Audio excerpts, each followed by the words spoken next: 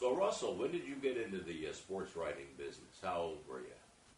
I was a sophomore in college, University of Texas at Austin, and I was in a journalism class, and the professor said, "You need to write about something that you know about." And I thought of something, and I got back and I think about something that I knew something about, and I said, "Honey, I know honey." So I just wrote a story, and the funny thing is, I was thumbing through a magazine and saw a story on a javelina, which is a pig-like animal in South Texas, and I couldn't believe that this animal was like this. It's supposed to be a bean sucker. So I just wrote the story about he was a bean. He's going to tax it to everything, and sent the thing off. I'll be down, and about a month later, I got a check for $20. So you got $20 in the mail and figured this might be a pretty good way to I said, beyond that, I just said, this is legalized thieving. I said, I've never had anything easier, so I started writing these stories. And one day, my professor in a feature writing course it said, write about something you know about.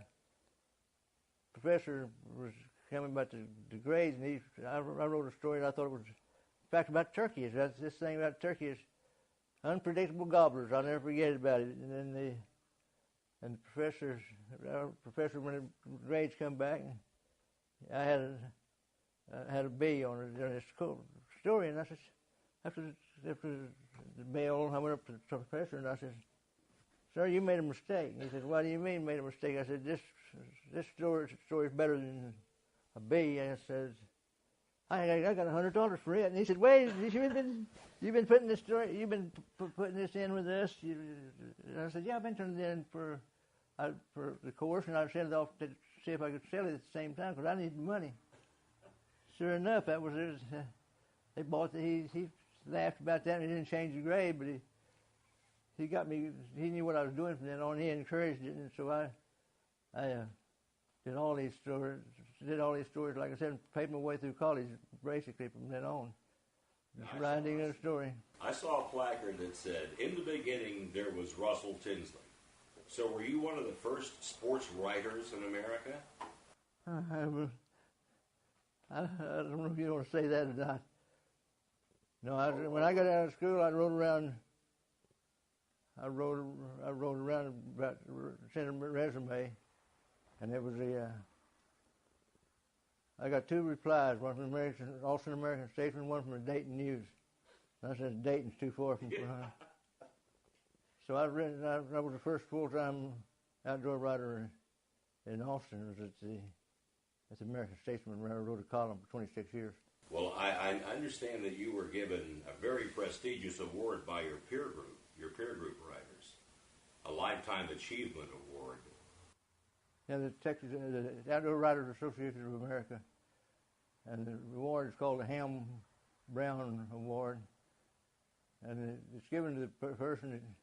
It's a combination of work you've done and what you've contributed to the organization, how you've served as an upper board of directors and stuff for the organization. So like he said, it's just a good definition, I guess, of it as a Lifetime Achievement Award. Now, you've written 2,500 published articles. Oh, at least that. I'm going to put you on the spot here. What's the most embarrassing moment when you're out writing a story? Of course, you go into the field. You have to be there to write the story about it. What's the most embarrassing thing that you can remember happening to you as a sports writer out in the field? Well, one of the things, it wouldn't be embarrassing to anybody else, but in Colorado, I was elk hunting with these friends of mine, and they had to climb up about, let's say, 3/4 of a mile up here to find a place to set and hunt these.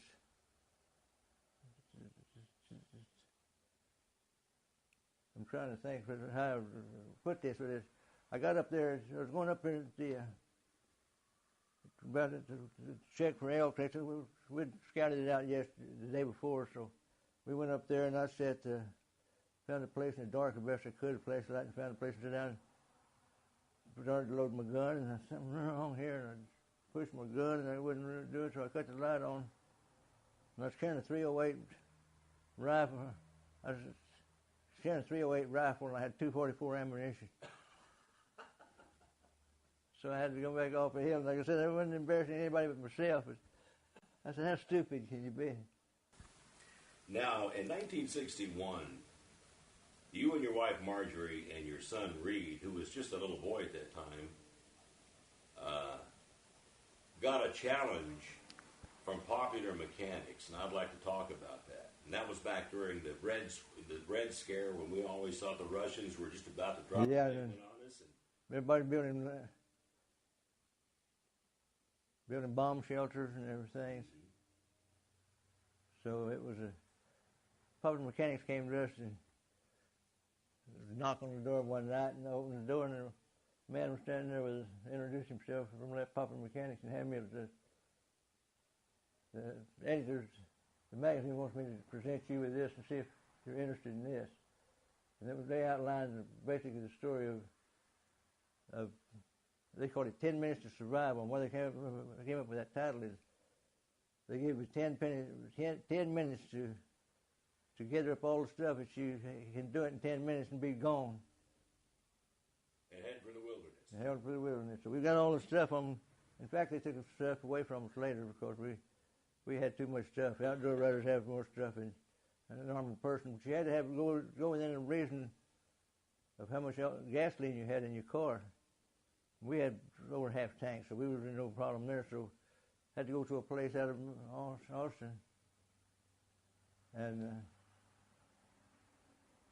we went up to this place on the Llano River, and that's where we set up camp, and that's where we did all the research, so forth, starved to death and everything, so we would show us you could survive.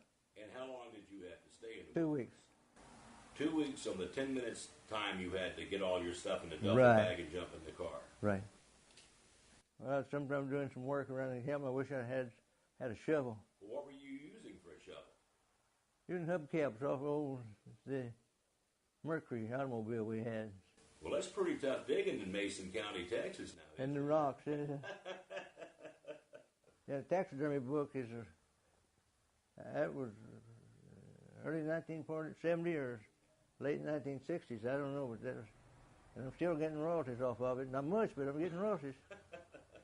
All because of that $20 that you wrote in that little article in college. Yeah, about Javelina.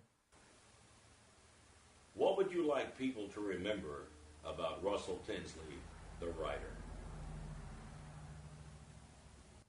That he had integrity, had ethics. It's not important how you. It's not important about how good skilled you are as a writer and everything. You can put one word after another word and come up with something that can make sense to somebody, but being ethical about it and try to make I think you got to squeeze a little bit, because you say that the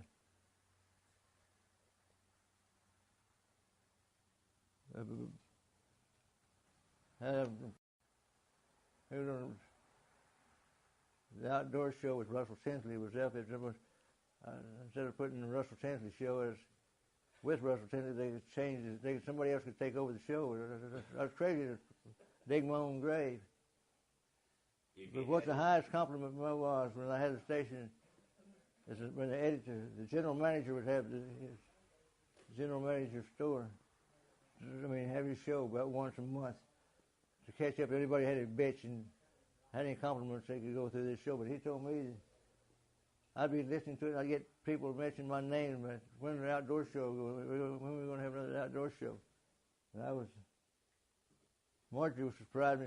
She was listening to me one day, listening to the show, and I was in there with her. And all of a sudden, some guy called in, and he was talking about his two buddies wanted to know when the outdoor show. And they said that they said to the guy, says, the general manager says, now, if money's any consideration, even problem, tell us that we'll be glad to pay his salary, whatever you paying him. Marjorie liked saying it. She said, she never heard anybody offer to do it. So she said that was the highest compliment I'll ever get. So well, there you go. What's your feeling on under harvesting deer like most states do? Do you think that most states under harvest? Oh yeah, no doubt about it.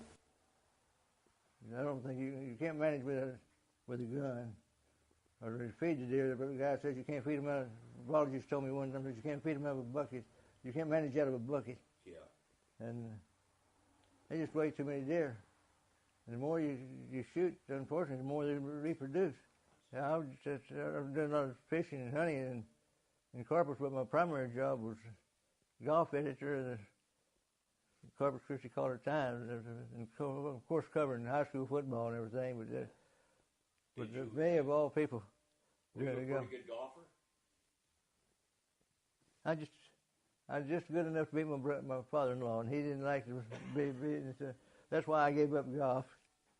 It's either give up my wife or give up the golf. Okay. How many awards have you won as a sports writer? All the different kinds, and very few big ones. I mean, the headliner award.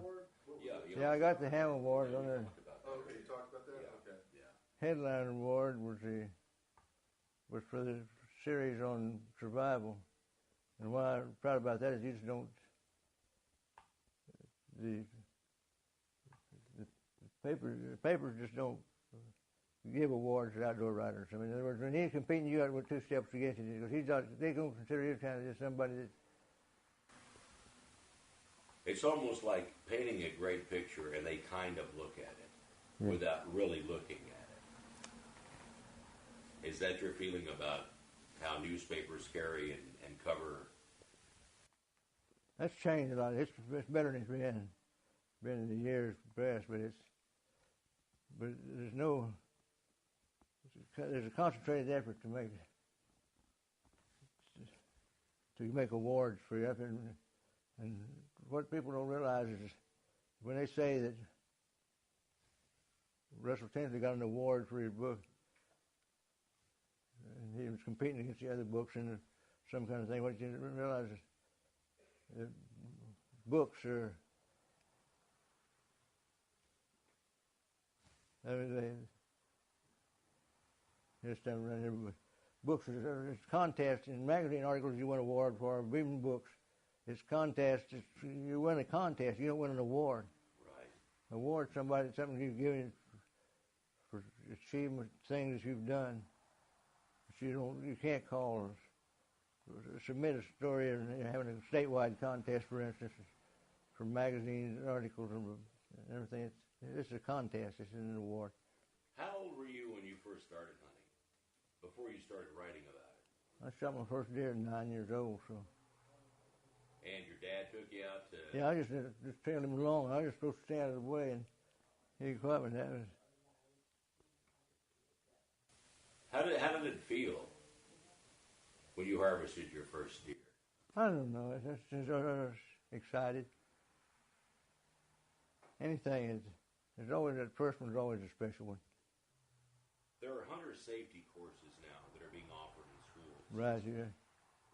And how do you feel about kids having to take this safety course as opposed to having their dad or their uncle or whatever show them the finer points of... Well, it's a lesser of two evils.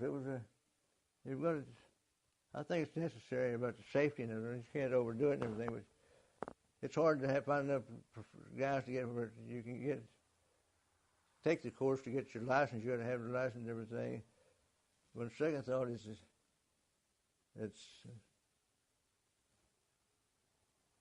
I guess I should say that it's something that's just really got to be necessary and everything. Because just a lot of these young hunters out of these cities and everything just don't have a chance to go hunting. I was told a friend of mine, we were talking about it yesterday.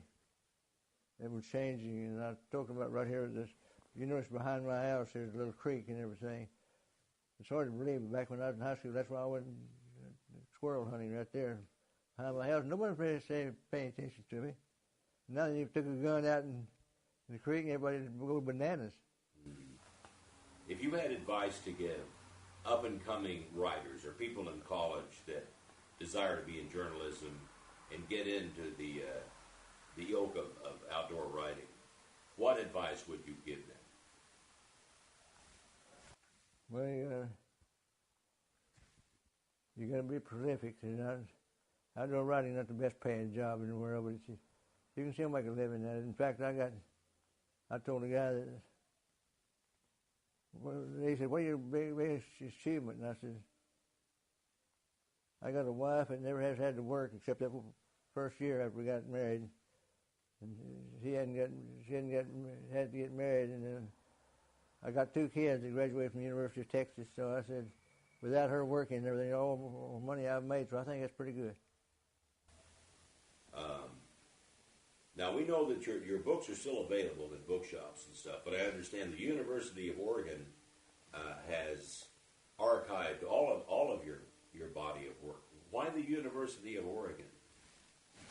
How did that happen? Well, that was around about, that was a long story. I had an agent, they wanted the agent to send all his paper, everything he had, and he wrote me a letter and said, would I donate my stuff? And I said, sure, I'd be glad to. And so that's the way they did. In fact, I got a file out there that needs to be cleaned out and sent off before something happens to me. That's the only one that's left before. So that's like I said, that's all it is, just research papers. It's not that you don't want to dim the importance of it, but it is quite a compliment. Okay, this might be an interesting question. Having published 2,500 articles, I was told once that an article or a painting or a song is like a child that you get attached to. Do you remember individually all those 2,500 articles? Oh, shit. I remember a lot more than you think, because it had a special reason for what it was, but it's like I said, it's 2,500 words articles, and plus 3 to 4 times a week in a daily newspaper. You got to remember I had that on top of that, so there wasn't enough chance to remember, enough reason to remember. You're trying to worry about the next one, you know. The next one, yeah. Now, have you done television? Yeah, I did one television show. It was sorry. The funny thing, we'll go back in this, and this was back in television was pretty young, and it was doing these TV shows, and the guy called me up and wanted to know if I'd do a TV blurb sort of thing for a subdivision out on Lake Travis, right outside of Austin, in the place called Briarcliff, and we didn't know what to show. The guy called me up and said, we had an idea we'd just do a 5-minute program with Skipper, and about early in the morning we'd have it just before drive time and everything. We'd just come in with a 5-minute show. So they told me, said, hey, what would you do that for? And I was doing it for almost nothing, but I was beginning to say, well, I got to take a stand sometime. And I said, no, I'll do it for $100. I'm double what you wanted to give me. I said, I don't know if I can pay that amount of money. I said, you're not going to get me to do it then. I went home, I was shaking. I said, you stupid. And so that from the margin, I went to the dentist. He told me later, he said, I got some bad news for you. I said, your wife's teeth are all messed up and stuff. It's going to cost you money to correct her teeth. We're going to have to camp all of them. Can you imagine camping all your teeth and what it would cost nowadays?